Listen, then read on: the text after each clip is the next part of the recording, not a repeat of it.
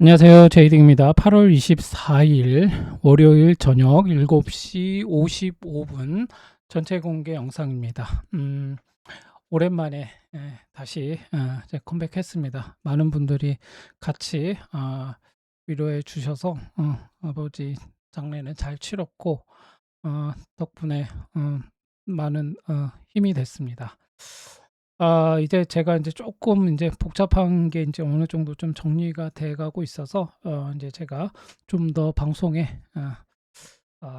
빼먹지 않고 중요한 어떤 그런 이슈가 있을 때마다 한번 같이 살펴보면서, 우리 채널은 뭐 오랜만에 하는 얘기지만 우리가 엘리엇 파동을 중심으로 해서 지금의 위치가 상승 가능성이 있는지 또 하락 가능성이 있는지, 지금 포지션에서 우리가 어떻게 해야 되는지를 기술적으로 분석하면서 같이 공부하는 그런 채널이라고 보시면 되겠습니다.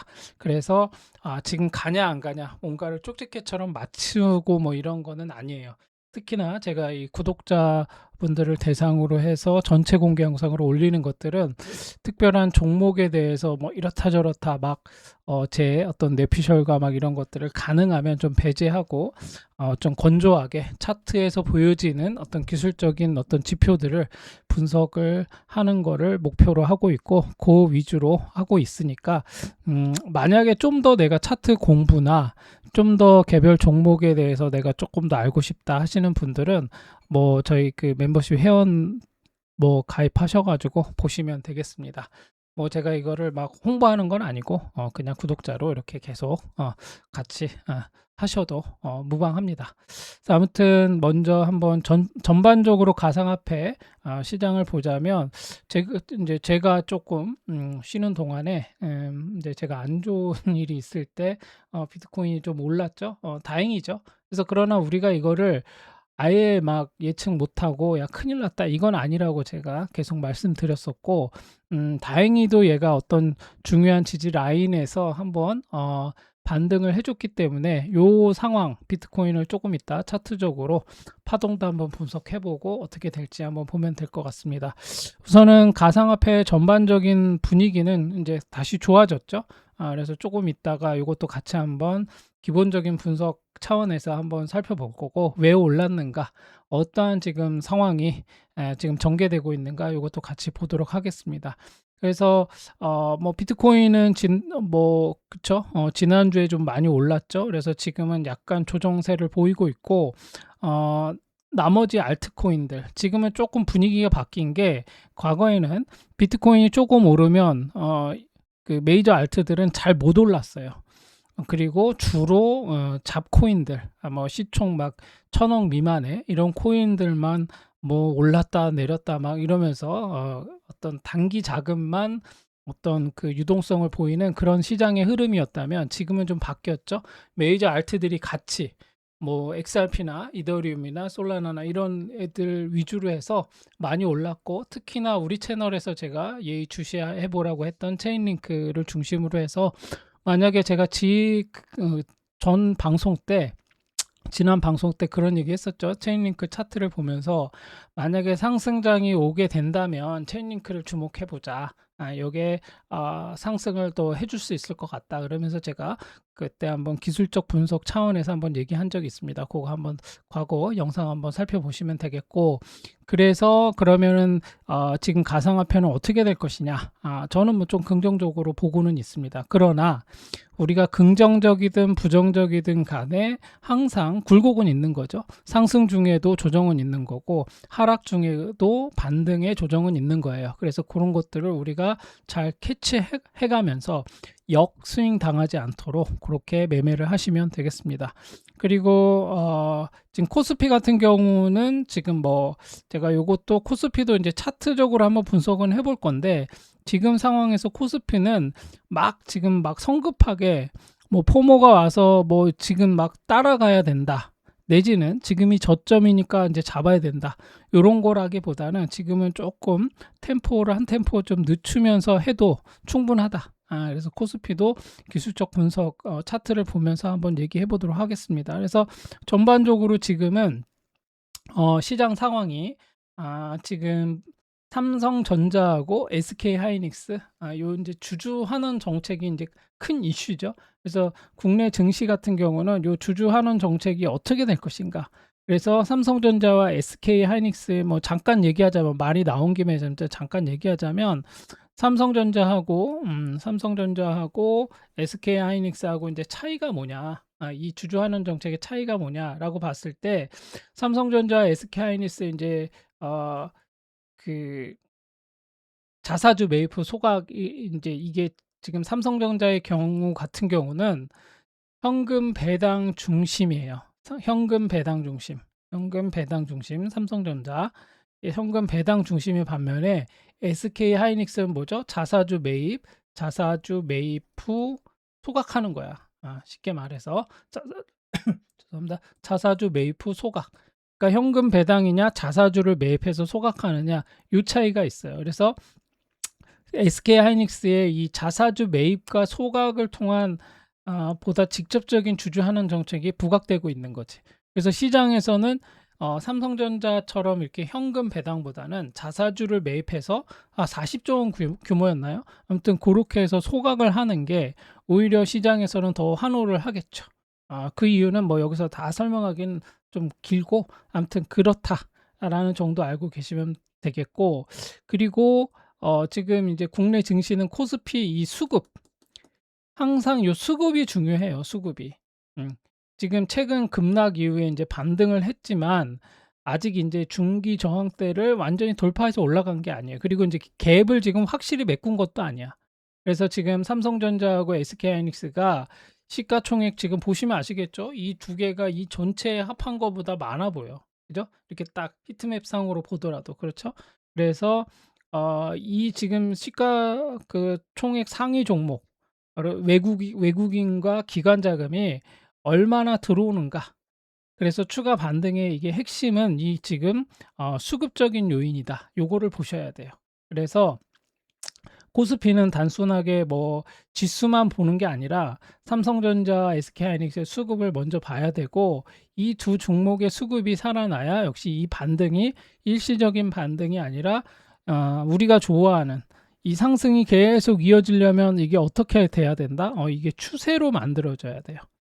이렇게 그냥 V자로 반등했다가 다시 꼬라박는 이런 게 아니라 서서히 가더라도 이 추세를 만들어서 가는 거는 힘이 좀 생기거든요. 그래서 요거를 좀 국내 증시는 그렇게 좀 볼 필요가 있다.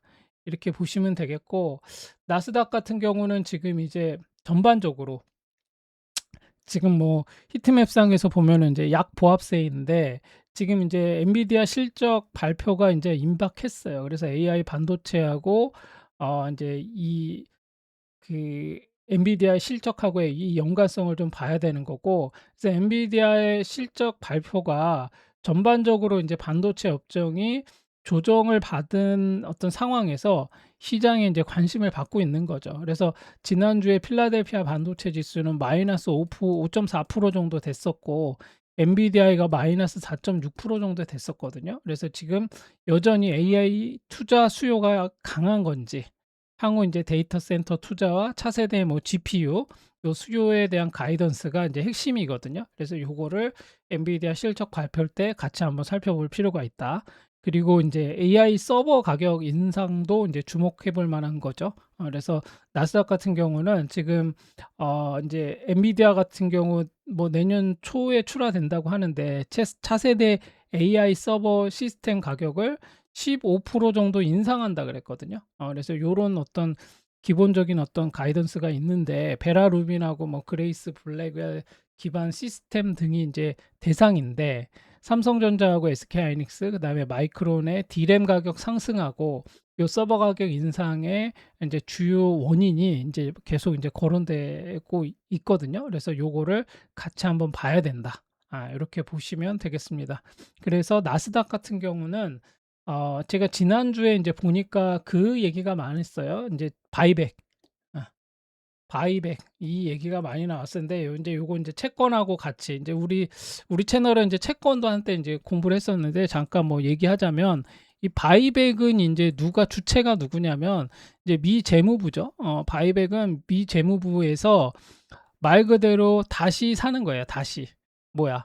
그쵸? 팔았던 거를 다시 사주는 거야. 그러니까 재무부 같은 경우는 채권을 발행하는 주체죠. 이제 국가적으로 정부 단위에서 쓰는 대규모 이제 뭐 어떤 돈이 필요한 그런 게 있을 때 이제 재무부에서 채권을 발행을 하거든요. 그랬을 때 이제 채권을 발행하면 이 채권이 어디로 흘러가요? 이게 이제 실제로 시장으로 이제 흘러 들어가죠. 시장에서 이 채권을 사들여. 그죠? 그렇게 되면 뭐 예를 들어서 재무부에서 뭐 한 100억 달러의 채권을 발행을 하면 이제 시장에서 이제 이게 매매가 되겠죠. 그러면 이제 뭐 기관이라든지 뭐 이제 큰 뭐 기업이라든지 뭐 아무튼 뭐 이런 데서 이 이제 채권을 사들이겠죠. 그러면 이제 이게 채권이 이제 시장에서 이제 거래가 되는 거고, 그렇게 될 경우에 이제 재무부에서 채권을 발행해서 이제 이 돈이 100억 달러가 어디로 들어가요? 이게 이제 연준의 계좌로 들어가요. 이 계좌를 재무부에서 바로 하는 게 아니라 연준에서 관리하는 계좌가 있어요. 그 계좌로 이제 이게 이제 들어가거든요. 그럼 이제 이걸 가지고 이제 재무부가 이제 뭐 여러 가지 지출 계획서를 올려서 이제 승인이 되면 이제 이게 다시 이제 시장으로 나오는 이제 그런 구조를 갖고 있죠. 그래서 그렇게 재무부가 이렇게 발행한 이 채권을 이제 그 재무제표상 이제 이게 채권을 발행했으면 이게 부채와 뭐 자산 막 이렇게 나눠져 있을 거 아니에요. 그랬을 때 이제 지금 채권을 발행했으니까 이제 나중에 다시 이제 이거를 사들이는 상황이 생기겠죠. 그러면서 이제 이거를 다시 팔기도 하고 사들이기도 하고 하면서 재무부는 일시적인 어떤 그런 그 유동성을 일시적으로 조정하는 어떤 그런 차원에서 이 바이백을 좀 하거든요. 그래서 이 바이백 때문에 결과적으로 뭐 나스닥도 오르고 뭐 코인도 오르고 뭐 이렇게 됐다고 하는데 저는 그렇게 보고 있지는 않아요. 그래서 지금 어, 미 재무부에서 지금 뭐 베선트 이제 장관이 뭐 이제 이 저기 뭐죠? 이 바이백을 했던 거는 장기채에 대한, 그러니까 30년물 지금 장기채가 채권이 너무 올랐어요. 그래서 이 금리를 뭔가 이 금리 인상에 대한 압박을 뭔가 조금 이제 완화시키기 위한 어떤 하나의 이제 그냥 자구책으로 이렇게 한 것이 아닌가. 지금 10년물 국채는 지금 한 4.7% 정도대이고 그래서 지금 성장주하고 기술주에는 밸류에이션에 지금 부담을 주고 있거든요. 그래서 이제 이 베슨트 재무장관이 장기채 이제 바이백 확대 등을 통해서 시장 이제 안정에 나선 건데, 금리가 이제 일시적으로 하락한 다음에 다시 올랐어요. 이게 지금 10년물 채권이 4.7%면 여전히 높은 수준에 있는 거거든요. 그래서 지금은 미국 재무부가 채권을 얼마나 다시 사들이냐 이게 중요한 게 아니라 이제 이 막대한 어떤 재정 적자와 국가 부채라는 이제 근본적인 문제를 어떻게 해결할 것이고 해결되고 있는가 이거를 좀 봐야 되는 거고, 그래서 10년물 국채가 다시 상승한다면 나스닥과 반도체를 중심으로 해서 변동성이 또 이제 확대될 거예요. 그럼 또 출렁거리겠죠. 그래서 근데 이제 반대로 이게 장기 금리가 안정이 된다면 이제 조정받은 기술주에는 다시 반등의 어떤 명분이 되겠죠.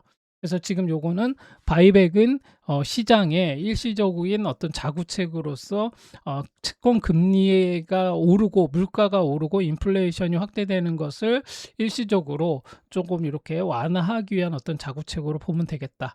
그래서 이것이 근본적인 해결책은 아니다. 이렇게 보시면 돼요. 연준에서 하는 QE와 이 재무부의 바이백은 달라요. 이거 바이백은 다르다고. 이거는 이제 왜 미국에서 이 유동성 내지는 물가를 이제 잡고 하는 이런 어떤 그 컨트롤하는 방법에 이렇게 연준에서 직접 QE를 통해서 시장의 유동성을 이렇게 확보해서 이제 크게 하는 게 있고, 이렇게 일시적으로 재무부에서 채권을 다시 매입을 함으로 인해서 이제 일시적인 어떤 유동성을 공급하는 거하고 완전히 이게 지금 차원이 달라요. 그래서 후자 쪽에, 이 전자 쪽에 이 QE를 하는 게 실질적으로는 이 지금 성장주나 기술주, 코인 이런 쪽에는 요게 좋은데, 지금 요거는 그다지 큰 영향을 미치지 않는다. 이렇게 보시고 있으면 되겠습니다. 그래서 요것도 지난주에 계속 요거 갖고 얘기가 나오길래 제가 한번 짚어봤습니다. 그리고 그다음에 뭐 차트를 한번 보면서 얘기할까요? 그래서 지금 이제 나스닥 아까 지금 나스닥 쪽으로 보면 여전히 지금 미국이 지금 이제 베선트 장관도 지금 이란에 대해서 여전히 이제 변수가 있는데 역사상 뭐 가장 강력한 수준의 경제적 고립 조치를 발표하겠다고 이제 막 예고를 했어요. 그래서 지금 막 중국이나 막 동맹국에 이제 동참을 막 요구하고 있고 막 그러거든요. 그래서 이제 이것이 어떻게 될 것인가를 좀 봐야 되고 이제 결국 이게 지금 이란하고의 이제 이 문제가 해결이 돼야 돼요. 왜냐하면 유가 때문이 그렇거든요. 유가는 결국은 이게 직방으로 흔한 말로 연동이 되는 게 뭐냐면 인플레이션이에요. 물가하고 아주 연동이 돼 있단 말이에요. 그래서 유가가 이 지금 지정학적 이 리스크가 계속 확대가 되거나 안정이 되지 않는다면 이 유가에 대한 압박이 계속 있을 거고 인플레이션에 대한 압박이 생기겠죠. 그러면 결국 시장은 별로 좋지 않은 흐름으로 갈 수 있어요. 그래서 이게 아주 되게 중요한 어떤 분수령이 되겠다. 이렇게 보시면 되겠고, 그래서 여전히 이게 어 매크로 변수에서는 이것을 무시할 수가 없다. 그래서 요거를 잘 좀 모니터링하면서 팔로우업을 해야 된다. 이렇게 보시면 되겠고, 그다음에 지금 기술주 관련해서는 제가 보니까 지금 휴머노이드 로봇 그리고 이제 이게 실험 단계에서 대량 생산 시장으로 이제 이동하고 있다. 아마 이제 이런 얘기가 나오고 있고 지금 글로벌 출하량도 급증하고 있다고 하거든요. 그래서 이제 상반기 글로벌 휴머노이드 로봇 출하량이 대략 한 2만 대 이상 넘었다고 해요. 그래서 이제 전년 동기 대비해서 300% 가까운 성장세를 기록했다. 이런 기사도 있네요. 그래서 요것도 인제 한번 주목해 볼 만한 거고 또 하나는 중국 기업들이 인제 시장을 선점하고 있어요. 그래서 글로벌 출하량 1 위부터 5 위까지는 다 중국 기업이 지금 에너지 봇을 비롯해서 지금 한 9,700대 이상 출하해서 이제 점유율이 좀 높건 40% 이상인가요? 한 43% 정도 나왔다고 하네요. 그런 상황이고 그다음에 이제 이 지금 로봇에 대한 휴머노이드 로봇에 하고 그다음에 이제 AI하고 연관된 요런 것들이 이제 향후 인제 경쟁이 어떤 식으로 인제 확장될 것인가 이런 걸 놓고 봤을 때 단순하게 로봇을 얼마나 잘 만드느냐 이게 인제 중요한 게 아니고 액추에이터하고 감속기, 센서, AI 모델 그리고 데이터까지 포함한 요게 중요해요. 저는 요 말에 되게 인제 핵심이라고 하는데 생태계 경쟁으로 확대될 가능성이 있다. 그래서 우리가 이제 생태계 하잖아요. 코인에서도 가상화폐에서도 이더리움 생태계 이런 얘기 제가 종종 했잖아요. 메타버스 생태계 이런 것들.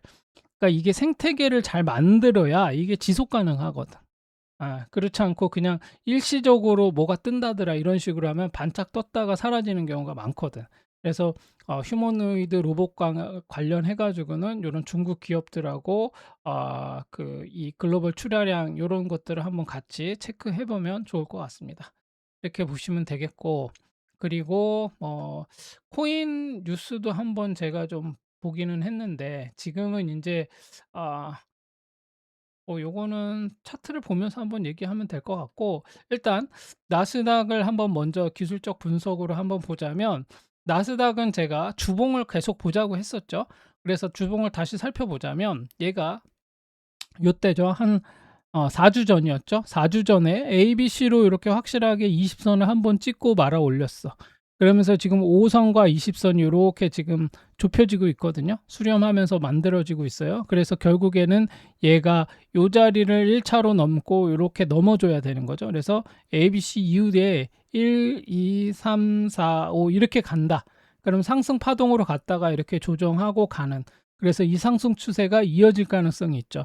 그래서 이번 주에는 반드시 요 5선과 20선 여기를 지키는 게 핵심이고 5선과 20선이 데드 크로스에서 이렇게 가는 게 아니라 주봉상 5주선과 20주선이 이렇게 한번 터치하고 이렇게 한번 찍고 올라가는 이런 상승세를 보여준다면 나스닥은 계속 그걸 이어갈 것으로 보여지고 중요한 건 뭐냐면 요 자리 요때 한번 찍고 올라가는 거기 때문에 나스닥은 어느 정도 조정을 끝내고 다시 반등 어떤 전고점까지는 반등을 이어가지 않을까 요렇게 조심스럽게 한번 생각이 됩니다. 그래서 이렇게 보시면 되겠고, 일봉상으로도 보면 지금 이렇게 5선과 20선 사이에서 이렇게 있는 거고, 그 다음에 일봉상 나스닥도 여기 갭을 아직 메꾸지 못했어요. 근데 지금 20선을 찍었기 때문에 이걸 메꾸러 내려온다기보다 20선을 찍고 가는 게 더 좋아요. 그래서 결국 다시 여기까지 한번 찍고 가는 것도 괜찮아 보입니다. 중요한 핵심은 뭐냐면 얘가 이렇게 내려왔다가 이렇게 올라갔다는 거야. 그래서 얘가 다시 한번 이렇게 조정을 받는 거거든요. 그래서 20선을 찍었으므로 이제는 한 반등을 해야 돼. 그래서 여기 넘고 각각을 넘으면서 이 자리까지도 넘었으면 올라가면 이거는 추세가 전환되는 국면이라고 볼 수도 있다. 이렇게 보시면 되겠습니다.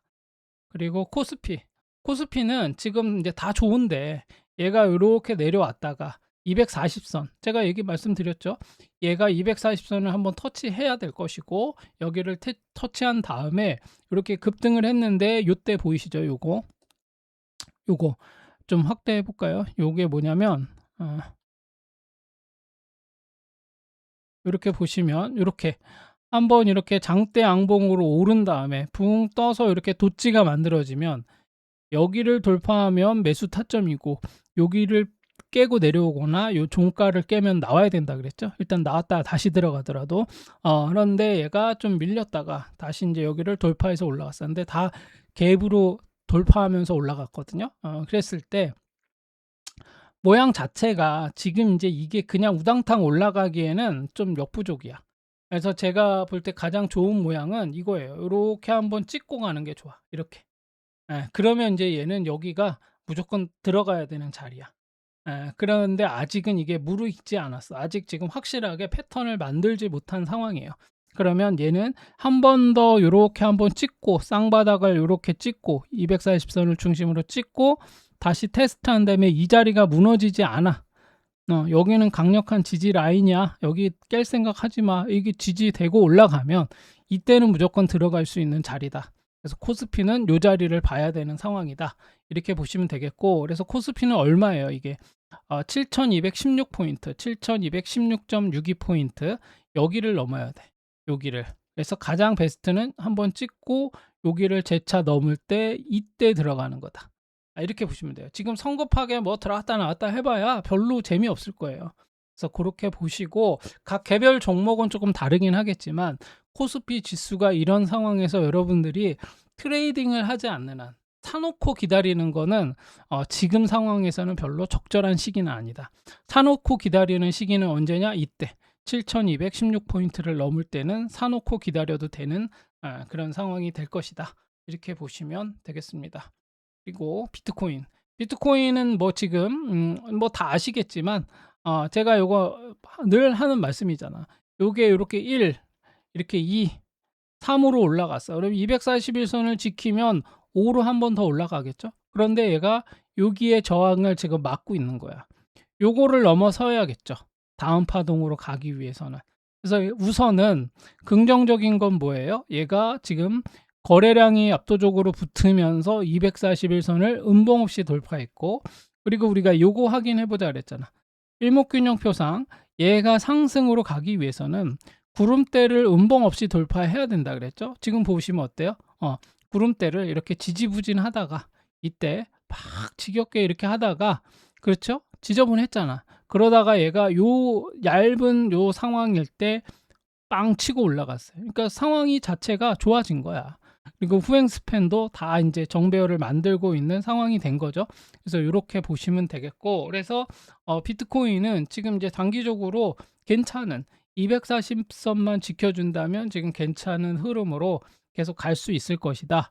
이렇게 보셔도 되겠고, 그래서 비트코인을 이제 파동으로 우리가 한번 파동 카운팅을 해봤었잖아요. 그래서 지금 얘 같은 경우는 1, 2, 3, 4, 5 이렇게 됐다고 한다면 이게 A, B, C인데 이게 불규칙 조정 아니냐 이렇게 이제 우리가 얘기를 했었죠. 이렇게 A, B, C 왜 1, 2, 3, 4, 5인데 5번 파동은 뭐 이게 이제 확장 뭐 어쩌고 저쩌고 막 이제 요즘은 이제 옛날에 이 엘리엇 파동 이론과 다르게 뭐 다양한 용어들이 등장했는데 이제 제가 정통 엘리어트 파동 이론에서 보자면 이제 불규칙 조정이라는 게 있어요. 음. 그래서 요거 용어도 이제 헷갈릴 수 있는데 불규칙 조정은 보통은 뭐라 그랬죠? 다시 복귀해 보면 5파가 연장이 됐을 때, 그렇죠? 5파가 연장이 되면 반드시는 나오는 파동이다. 요 얘기가 나왔어요. 근데 이제 이 불규칙 조정의 정의가 뭐야? 그쵸? 이 5파동. 이 5파동보다 높은 B파가 나오는 거야.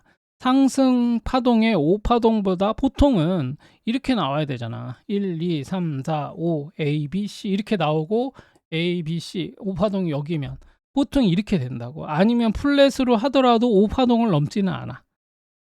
이게 지금 뭐 사이비 꼭지점이 아닌 이상은. 그래서 A, B, C 이런 식으로 나온다든가 하고 조정을 막 한참 하다가 올라가거든요. 그런데 이게 아니라 이렇게 1, 2, 3, 4, 5 A, B, C 이렇게 나온 거야. 그러니까 A가 이렇게 A, B, C인데 이 5파동보다 높은, 지금 너무 이제 높이 그리긴 했는데 제가 좀 눈에 잘 띄게 하려고 이렇게 한 거거든요. 5파보다 높은 B파가 나왔어. 이건 뭐야? 사람들이 5파보다 높은 B파가 나왔는데 이걸 B파로 인식을 안 한다고. 야, 다시 상승하나 보다. 이렇게 되는 거거든요. 그랬을 때 여기에 많이 물려. 이게 불규칙 조정인데 이게 열에 하나 정도 뭐 예외적으로 나오는 경우가 있어요. 5파가 연장이 되지 않더라도 나오는 불규칙 조정이다. 이렇게 봤는데 이게 그렇게 나온 거야, 이번에. 그랬을 때 그러면 이 자리는 이제 바닥일 것인가? 이 자리가 바닥이 될 것인가를 보는 거죠. 그랬을 때 이 자리가 이제 C파의 끝자락이라고 볼 수도 있는 게 있죠. 얘가 이때부터 이렇게 1, 2, 3, 4, 5로 내려왔어요. 그렇죠? 그럼 지금 이제 올라가는 게 B일 수도 있잖아. 그렇죠? 올라가는 게 B일 수도 있단 말이야. 그래서 불규칙 조정 A, B, C 이렇게 한번 하고 갈 수도 있거든요. 그러나 얘가 지금 중요한 건 뭐냐면 여기에 이제 쌍바닥을 한번 찍고 여기 과거 21년도의 고점인 69,000불 때 69,275불 자리, 이 자리 하도 많이 봐가지고 그때 외워버렸어. 근데 아무튼 요렇게 69,275불을 넘어서면서 이 자리는 되게 중요한 어떤 저항대이면서 동시에 지지 라인이에요. 그래서 이 자리를 잘 지켜준다면 이 자리 어디선가는 이게 C파의 어떤 그 마지막 자리이지 않을까 하는 생각도 이제 할 수 있다는 거죠. 그래서 비트코인은 이 자리를 이렇게 만들 수도 있는 거고 아니면 이렇게 올라갔다가 한 번 더 꼬라 박으면서 한 번 더 이제 사람들을 이제 가슴 철렁하게 만들고 갈 수도 있는 거죠. 그러나 어찌됐거나 지금 상황에서는 지금 반등이 지금 나오고 있는 거고 그래서 지금 이제 단순하게 기술적 반등이냐 이렇게 볼 수만은 없는 여러 가지 이제 그런 정황들이 있기는 해요. 왜냐하면 ETF 자금이 지금 이제 많이 들어왔거든요. 특히나 메이저 알트들 이더리움이라든지 XRP라든지 메이저 알트들도 ETF 자금이 지금 들어오고 있는 상황이에요. 그래서 과거의 어떤 추세적인 어떤 그런 상황들하고 조금 많은 변화가 지금 생겼다. 그래서 지금 이번에 이 상승이 뭐 숏스퀴즈 때문이다. 뭐 그것도 맞기는 맞아요. 그래서 뭐 지금 숏스퀴즈가 만들어져서 이제 숏 청산이 많이 됐다고 생각하는 거죠. 그래서 기록적인 뭐 숏 포지션이 청산됐다. 그래서 지금 영세적으로 이제 청산되면서 다시 상승을 이제 부르는 구조가 만들어졌다. 뭐 이렇게들 이제 다들 분석을 하기도 있고 뭐 이제 코인데스크 같은 경우는 지금 보니까 뭐 30억 달러 규모의 숏 포지션이 청산됐고 이틀 동안 뭐 숏 청산 규모가 40억 달러를 넘어섰다. 뭐 이런 이제 기사도 있었어요. 그래서 지금은 그러니까 재무부의 바이백이 불을 붙인 격이 되기는 했지만 그러니까 6주 동안 쌓여 있던 숏 포지션이 연쇄 청산이 되면서 가격을 폭발적으로 밀어올린 그런 것도 있고 그다음에 이제 앞으로는 숏 스퀴즈가 끝난 뒤에도 현물 매수세가 유지되는가를 좀 봐야 된다. 이렇게 보시면 되겠고 지금 숏 스퀴즈뿐만 아니라 이번에 상승에서는 기관 자금이 ETF로 다시 들어왔어요. 그래서 지난주에 한 19억 달러가 순유입이 됐고 현물 이제 이더리움 ETF에도 한 6억 거의 한 7억 달러 정도가 들어왔어요. 그래서 지금 비트코인하고 이더리움의 ETF 순유입이 한 $26 정도 됐거든요. 지난 주간에. 그래서 요 두 상품이 2026년 들어서 지금 가장 강한 주간 자금 유입을 기록했다. 이렇게 보시면 되겠고, 또 거래대금이 아니고 거래량이 지금 압도적으로 이제 좋아졌어요. 이더리움하고 비트코인의 ETF 주간 거래량이 한 290억 달러. 그러니까 전주 대비 한 3배 이상 증가했고, 이번 이제 상승에서 파생 시장의 어떤 그 숏 청산, 요거만 있었던 게 아니라 현물 ETF를 통한 뭐 기관 자금 유입도 동시에 나타났다. 이렇게 볼 수 있겠습니다. 그래서 이번 상승을 뭐 어떻게 볼 거냐 라고 했을 때 여러 가지 이제 상승을 하게 되면 인제 사후적으로 막 인제 왜 그랬는가 인제 찾거든요. 근데 인제 그거는 이미 인제 지난 거잖아.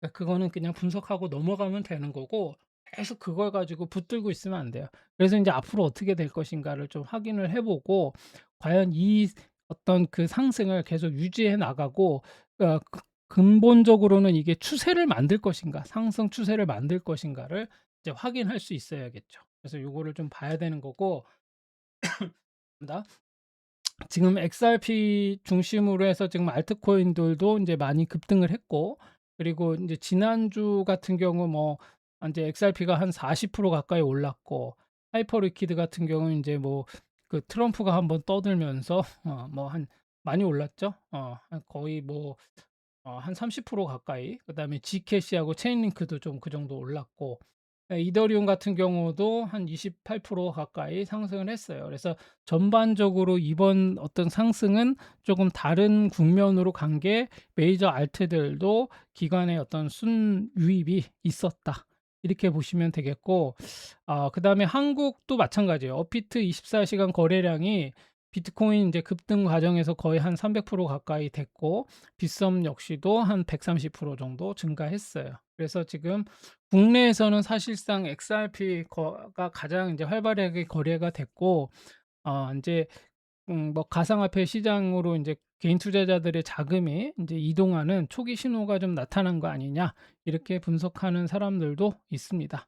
그래서 지금은 이제 전반적으로 비트코인이 지금 이렇게 우리가 예상했던 대로 요게 불규칙 조정 A가 되고 B로 될 것인가, 그리고 C가 나온 다음에 그 다음에 갈 것인가, 요거를 좀 확인해야 되는 거고, 어찌 됐거나 얘가 B가 됐던 뭐 다시 이렇게 V자로 올라가든 간에, 이게 우리가 쌍바닥을 찍는다라고 하는 거는 요런 것도 쌍바닥이라 그랬잖아요. 이렇게 뭐냐면, 쌍바닥은 이렇게 내려와서 이렇게 두 개를 찍는 게 쌍바닥도 있지만, 이런 것도 있다 그랬잖아요. 이런 거. 얘가 이렇게 올라가고 있는데, 이렇게 가다가 내려왔어 얘가. 이렇게 내려왔는데 여기를 찍고 이렇게 올라가. 그러면 요 자리, 정고점인 요 자리를 찍고 요렇게 만드는 것도 일종의 쌍바닥으로 볼 수 있거든요. 요렇게 찍고 올라가면 V자 반등이라기보다 요 강력한 지지 라인을 찍고 올라가는 쌍바닥 역할을 할 수도 있다. 요런 측면에서도 볼 수 있는 게, 지금 비트코인에서는 요 자리, 요 자리를 찍고 요렇게 한번 찍고 가는, 그래서 요렇게 올라갔다가 요렇게 내려온 요 자리를 한번 찍고 가는 요런 모양새를 만들 수도 있다. 그래서 지금은 월봉상 요 20선을 회복하는지를 일단 확인해야 된다. 그래서 지난번에 이제 말씀드렸지만, 제가 67,000불 대였죠. 일봉상 비트코인을 따라 들어갈 수 있는 자리, 비트코인을 인제 우리가 한번 매수해 볼 수 있는 자리, 요 자리 계속 얘기했었잖아요. 요 자리. 기억나시죠? 67,278불. 여기 돌파하면 이때 들어가면 된다. 요 말씀 드렸었죠. 제가 지지난주부터 계속 얘기했었어요. 그래서 요 자리를 돌파하면 일단은 지금은 240선이 깨지지 않는 한은 그냥 홀딩이야. 5선을 물고 있는 한은 계속 급등하는 차트의 어떤 흐름으로 가는 거거든요. 그래서 비트코인은 그렇게 보시면 되겠고, 주간 차트로 봤을 때는 지금 얘가 이제 5선과 20선이 골든 크로스를 앞두고 있고, 얘가 이 자리죠. 그 다음 자리는 여기라 그랬잖아요. 82,792불. 그래서 요 자리를 돌파해서 올라가면, 그쵸? 그러면 얘가 여기서 이렇게 조정하다가 이렇게 갈 수도 있어. 그런데 얘가 그렇게 된다면 이게 국자 모양으로 찍고 올라가는 거거든요. 그러면 이제 그 다음 언덕까지 가는 거야. 그래서 지금은 일단 우리가 계속 얘기했던 67,278불을 돌파했잖아. 그럼 이제 그 다음 여기 82,000불 여기를 돌파하는지 좀 지겹더라도 또 지켜보는 거야. 그래서 돌파하면 이제 또 따라 들어가는 거고. 그래서 따라가 들어간다는 게 이제 단순하게 비트코인뿐만 아니라 알트코인들도 연동해서 가는 거죠. 제가 왜 이런 중요한 자리 이렇게 깔짝깔짝 하는 거 말고 중요한 자리를 돌파할 때 따라 들어가고 그 자리가 매수 타점이다 라고 말하는 거는 이런 중요한 자리를 넘을 때는 메이저 알트들이 올라가요. 그래서 하는 얘기예요. 그래서 그렇게 보시면 되겠다. 그래서 그러면 어떻게 되냐?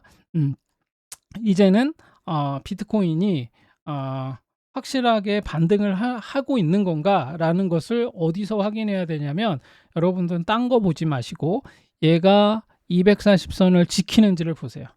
여기를 다시 깨고 내려가면 좀 여기까지 내려와야 돼. 67,000불까지. 20선이 있는 요 자리까지. 근데 그게 아니고 요 자리를 지킨다. 근데 어제 요 반등을 보면 요건 240선을 지키고 말아 올린 거거든요. 그래서 지금 여전히 매수세가 강하게 지금 계속 나오고는 있다. 이렇게 보시면 되겠고, 그러나 거래량이 조금 이제 빠졌어. 그러다가 이제 오늘 좀 붙었는데 거래량이 계속 붙으면서 올라가야 된다. 그러면 1차로 79,498불, 그 다음에 82,791불. 여기가 이제 2차 상승 시그널이 될 수 있어요. 여기를 제대로 넘어야 돼. 어떻게? 음봉 없이. 그렇게 보시면 되겠습니다. 그리고 이더리움 같은 경우, 이더리움도 좀 비슷하죠. 월봉상 우리는 큰 흐름 안에서 얘를 어떻게 본 거야? 이렇게 1, 2, 3, 4 이렇게 본 거죠. 그래서 이더리움은 걱정할 게 하나도 없다 그랬죠. 얘는 정고를 다시 590만 원 돌파하면서 올라가면 이게 5야. 그럼 이게 어디까지 갈지 모른다고.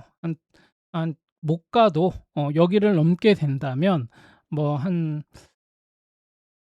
1.6배 정도는 올라갈 수 있을 가능성이 있기 때문에 일단은 이더리움은 지금 물려 있어도 590만 원까지는 무조건 가니까 좀 기다려 봐라. 이제 이런 말씀 드렸는데 이더리움은 계속 들고 있으면 되고, 이더리움도 비트코인하고 마찬가지로 월봉상 20선을 회복해야 돼요.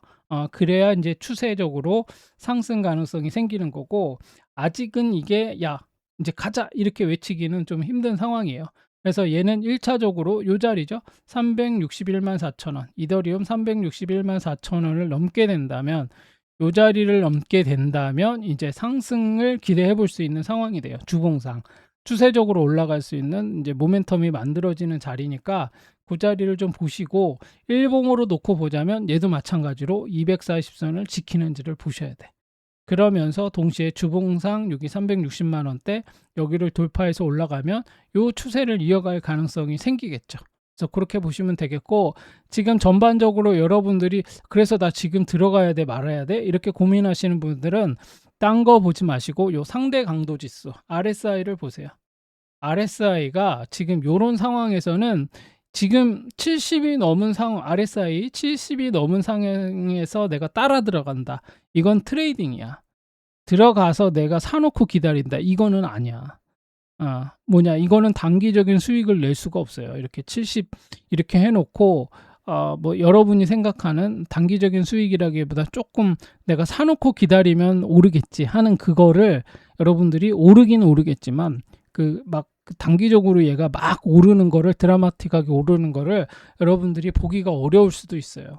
그렇기 때문에 RSI가 이 정도로 올라가면 어느 정도 얘가 조금 이제 식혔다가 다시 치고 올라가는 이런 모양새가 나와야 되거든요. 그러니까 얘가 241선을 중심으로 착실하게 이 자리를 좀 지켜주면서 조정을 하다가 올라가는 그 타이밍을 노려보면 되겠다. 그래서 이더리움의 매수 타점은 1차로 요 자리가 되겠죠. 361만 4천원 요 자리를 다음 매수 타점으로 노려보고, 그러면 얘가 어디까지 기대해 볼 수 있다? 대략 490만 원에서 500만 원까지 기대해 볼 수 있다. 이렇게 보시면 되겠습니다. 그리고 XRP 얘는 지금 조금 다르죠. 요거 지금 요때 8월 22일에 만들어진 이 도치가 좀 위험한 거예요. 얘는 요게 출해 물량이 확 나올 수도 있어. 어디에 밀리면 얘가 5선이 깨지거나 240선을 깨면서 5선이 깨지면 한번 쭉 밀릴 수가 있어. 어디까지 밀리냐면 요 자리죠.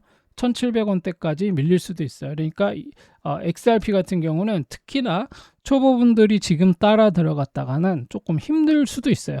그러니까 얘는 좀 기다려 보세요. 얘 같은 경우는 XRP는 지금 국내에서는 얘가 지금 거래량도 많고 지금 얘가 이제 매수세도 좀 있는데 중요한 건 요때 22일에 뭔가 좀 이 모양 자체가 출회되는 어떤 그런 모양이 나왔고 이렇게 되면 개인 투자자들은 좀 털릴 가능성이 있어요. 이런 모양으로 나온다면.